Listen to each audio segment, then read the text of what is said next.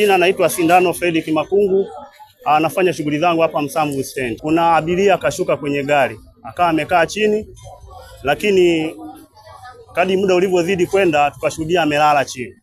Alipolala chini baadaye tukaona hali yake ikabadilika na akawa amefariki papo.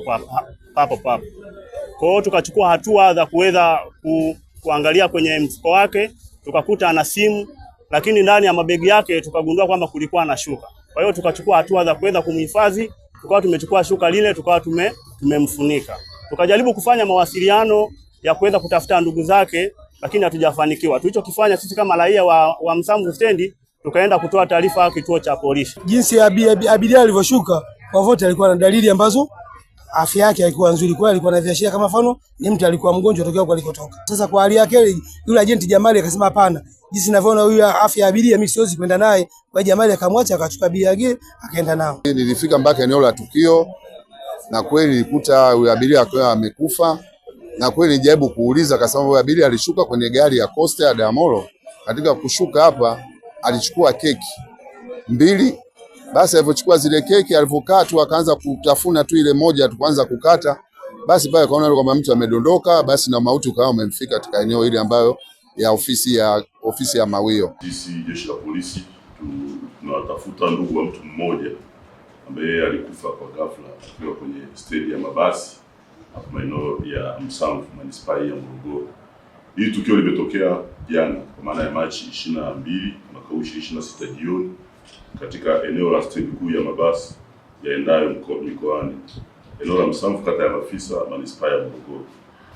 Marehemu baada ya kumpekua alifahamika kwa majina kwenye vitambulisho vyake kuwa ni Ruben Masimba Chedego, ana umri wa miaka 70, ni mkulima, na kwa mujibu wa vitambulisho hivyo inaonekana ni mkazi wa Chalinze.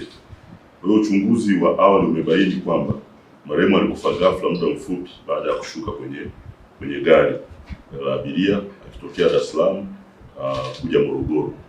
Kwa hiyo baada ya kushuka pale Msamvu alikwenda kupata haja ndogo, na akiwa huko aliishiwa nguvu, akadondoka na kisha kupelekwa hospitali ya mkoa wa Huduma.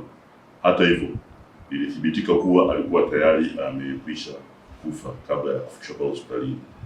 Kwa hiyo mwili wa marehemu umehifadhiwa kwenye hospitali ya rufaa mkoa wa Morogoro, na hapa ni kwa ajili ya uchunguzi, lakini pia kusubiri ndugu wa marehemu.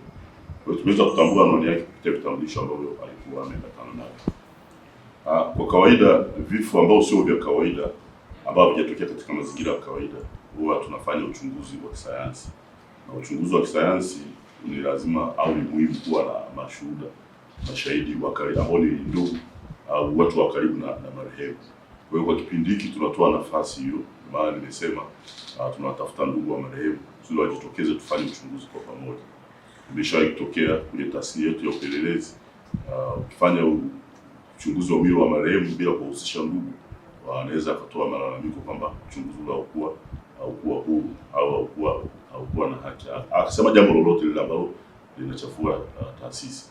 Kwa hiyo tunachokifanya sasa ni kusubiria wanandugu kama sehemu ya mashahidi, na huko muda wa kisheria kama hawataweza kupatikana, basi na huyu marehemu anatakiwa kustiriwa, na taratibu zingine zitafuata. Sheria pia inaelekeza tunaweza kufanya uchunguzi bila ndugu kuwepo kama muda unakuwa umekwenda kiasi cha kutosha.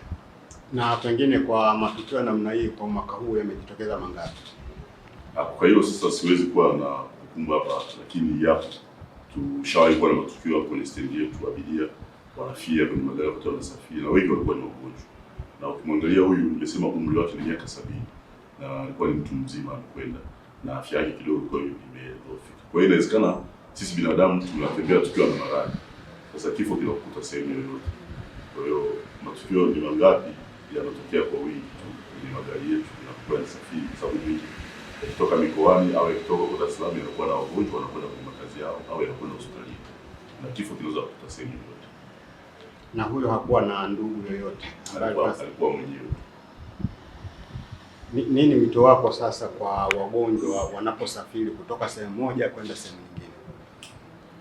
Wito wangu ni kwamba kwa kawaida mgonjwa anapaswa kuwa anasindikizwa, sio sheria wala sio kanuni, lakini mila zetu zinatuongoza hivi kwamba mtu akiwa ni dhaifu, akiwa ni mgonjwa, huduma ya karibu ni kumsindikiza ili aweze kuweza kufika sehemu ya kupata huduma.